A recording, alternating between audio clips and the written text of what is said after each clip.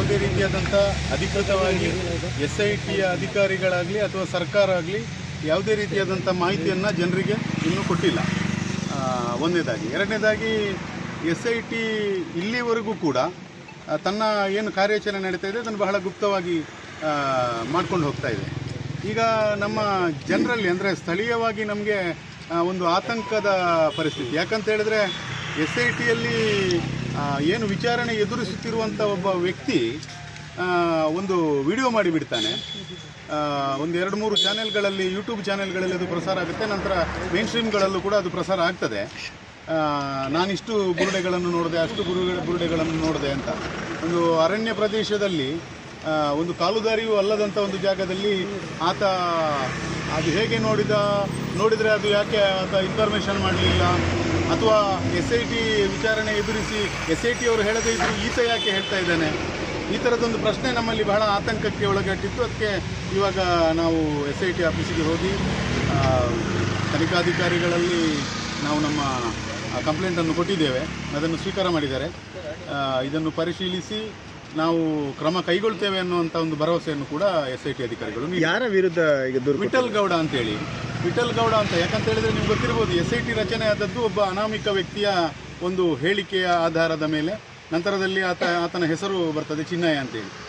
ಆ ಪ್ರಕರಣದಲ್ಲಿ ಬುರುಡೆ ತಂದುಕೊಟ್ಟ ವ್ಯಕ್ತಿ ವಿಠಲ ಗೌಡ ಅನ್ನುವನು ನಂತರದಲ್ಲಿ ಇದಕ್ಕೆ ತನಿಖೆಗೆ ಹಾಜರಾಗ್ತಾನೆ.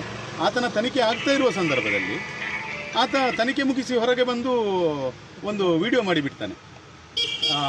ಮಾಟ ಮಂತ್ರ ಆಗಿದೆ, ಅಷ್ಟು ಬುರುಡೆ ಇದೆ, ಮಗುವಿನ ಶವ ಇದೆ, ಈ ಥರ ಇದೆ, ಪೊಲೀಸ್ನವರು ಅದನ್ನು ಏನು ಇದು ಮಾಡಲಿಲ್ಲ, ಹಾಗೆ ಹೀಗೆ. ಅಂದರೆ ಒಂಥರ SIT ತನಿಖೆಯ ದಾರಿಯನ್ನು ತಪ್ಪಿಸುವಂಥ ಕೆಲಸ, ಸ್ಪಷ್ಟವಾಗಿ SIT ತನಿಖೆಯ ದಾರಿಯನ್ನು ತಪ್ಪಿಸುವಂಥ ಕೆಲಸ.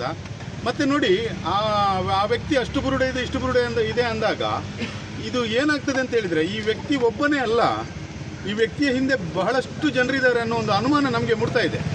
ಯಾಕಂತ ಹೇಳಿದರೆ ಇದೊಂದು ವ್ಯವಸ್ಥಿತ ಷಡ್ಯಂತ್ರ ಅನ್ನೋದು ಮೊದಲಿನಿಂದಲೂ ನಾವು ಹೇಳ್ಕೊಂಡು ಬಂದಿದ್ದೇವೆ. ಈಗ ಇದಕ್ಕೆ ಪೂರಕವಾಗಿ ಆತ SIT ತನಿಖೆ ಎದುರಿಸುವಂಥ ಸಂದರ್ಭದಲ್ಲಿ ಆತ ಯಾವುದೇ ಭಯವಿಲ್ಲದೆ ಆತ ರಾಜಾರೋಷವಾಗಿ ಒಂದು ವಿಡಿಯೋ ಮಾಡಿಬಿಡ್ತಾನೆ ಅಂದರೆ SIT ಇನ್ನೂ ಏನು ಹೇಳಿಲ್ಲ, ಅಥವಾ ಯಾವುದೇ ಮಾಧ್ಯಮ ಹೇಳಿಕೆಗಳನ್ನು ಪ್ರಕಟ ಮಾಡಲಿಲ್ಲ, ಯಾವುದೇ ಮಾಧ್ಯಮಗಳಲ್ಲೂ ಬಂದಿಲ್ಲ. SIT ವರದಿ ಅಥವಾ ಮಧ್ಯಂತರ ವರದಿ ಸರ್ಕಾರಕ್ಕೂ ಕೊಟ್ಟಿಲ್ಲ. ಈಗ ಅವನ ಹೇಳಿಕೆಯನ್ನು ಆಧರಿಸಿ ನಿನ್ನೆಯಿಂದ ಶೋಧ ಮಾಡ್ತಾ ಇದ್ದಾರೆ. ಅದಕ್ಕೆ ಅಲ್ಲ, ಅವನ ಹೇಳಿಕೆಯನ್ನು ಆಧರಿಸಿ ಶೋಧ ಮಾಡೋದು ಅದು SIT ಕಾರ್ಯಾಚರಣೆ. ಅವ ವಿಡಿಯೋ ಮಾಡಿಬಿಡೋದು ಅದು SIT ಭಾಗವ. SIT ಅವರು ಹೇಳಿದ್ದಾರೆ ಈಗ ವಿಡಿಯೋ ಮಾಡಿ ಕೊಡುವಂತ, ಇಲ್ಲ ತಾನೆ? SIT ತನಿಖೆಯನ್ನು ಹಾದಿ ತಪ್ಪಿಸಲಿಕ್ಕೆ ಅಂತ ನಮ್ಮ ಭಾವನೆ. ಅದು ನಾವು ಅದರ ವಿರುದ್ಧ ಕಂಪ್ಲೇಂಟ್ ಕೊಟ್ಟದ್ದು. ಯಾಕಂತ ಹೇಳಿದರೆ ಒಬ್ಬ ವ್ಯಕ್ತಿ ಏಕಾಏಕಿ ಬಂದು, ಅದು ಅಲ್ಲದೆ ಆತನಿಗೆ ಅದರಲ್ಲಿ ಸುಮಾರು ಹೇಳ್ತಾನೆ, ಆತ ನನಗೆ 2023ರಲ್ಲಿ ಚಿನ್ನಯನ್ನು ಪರಿಚಯ ಇದೆ ಅಂತ ಹೇಳ್ತಾನೆ, ನನ್ನ ಅಂಗಡಿಗೆ ಬರ್ತಾ ಇದ್ದ ಅಂತ ಹೇಳ್ತಾನೆ. ಇದೆಲ್ಲ ನೋಡುವಾಗ ನಮಗೇನಾಗ್ತದೆ ಅಂತ ಹೇಳಿದ್ರೆ, ಅವನ ಹಿಂದುಗಡೆಯಿಂದ ಬಹಳಷ್ಟು ದೊಡ್ಡ ದೊಡ್ಡ ವ್ಯಕ್ತಿಗಳು ಯಾರೋ ಸೇರಿಕೊಂಡು ಒಂದು ವ್ಯವಸ್ಥಿತವಾಗಿ ಷಡ್ಯಂತ್ರವನ್ನು ಮಾಡಿದ್ದಾರೆ.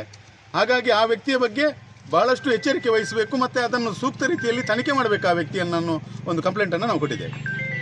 Thank you.